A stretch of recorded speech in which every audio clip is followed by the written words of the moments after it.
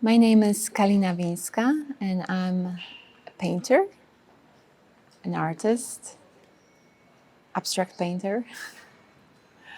There are several different labels that I could name myself.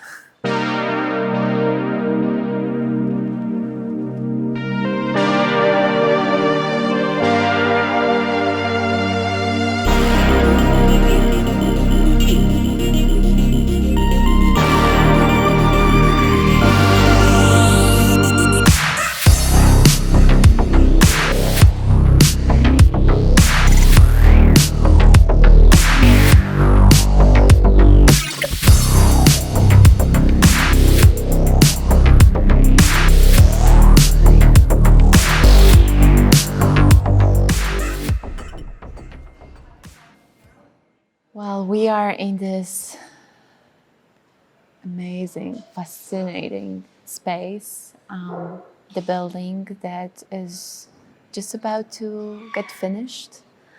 And it's been designed by Frank Gehry. And I have this privilege to create my work in this space, to occupy the wall behind me. It starts here actually. And it's about 71 feet by 20. It's huge.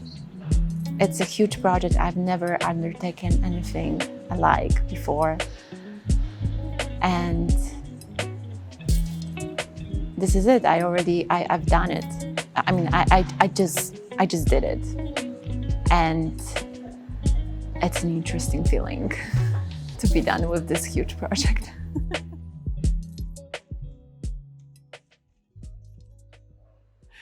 And it just started with, meetings, talking about projects. And the one thing that I really, really appreciate was the freedom that was given to me to create something that would be me and that would represent my art, however I want it to be presented to the world. And that was incredible. And I just feel extremely lucky to have this opportunity. So it wasn't always like that it was abstraction that I worked. There was a moment in my life, and I really always enjoyed figurative painting and drawing. And at some point I had to make decisions just to have the work that would be more cohesive. And I think things came together during my studies at the University of Florida, where I realized that I can express a lot more through abstraction. It just occurred to me that also the process was so much more exciting and much more dynamic. Also, immense feeling of freedom. That was another thing. And so something that also learning about what is there that I don't know yet. I love the challenge. So I also felt that this is the language that is much more obscured and poetic. And I always liked playing with the image that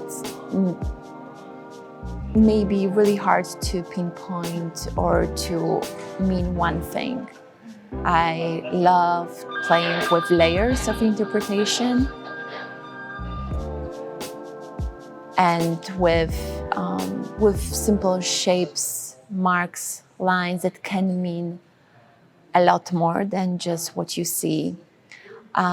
So there's always constant play in my practice between an image that may look like something three-dimensional, realistic, even figurative, but at the same time, it can just exist as a simple mark brush stroke or color.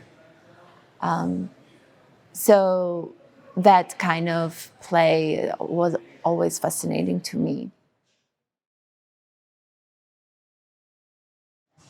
There was a period in my life when I was teaching design, and I was revisiting Joseph Albert's interactions of colors, the theory that he taught, and I got again so fascinated with how you can manipulate with color in creating a captivating image. And this is how I started using quite aggressively strong contrast in my paintings, and it came together with, and it just kind of like merged with this idea of artificial, toxic type of quality of color or color coding that you can find in meteorological maps that are generated by computer software. And those images are loaded with very often fluorescent colors. They represent certain data. So it all kind of came together slowly, and I began using those colors, very specific codes, marks, and building upon that my language.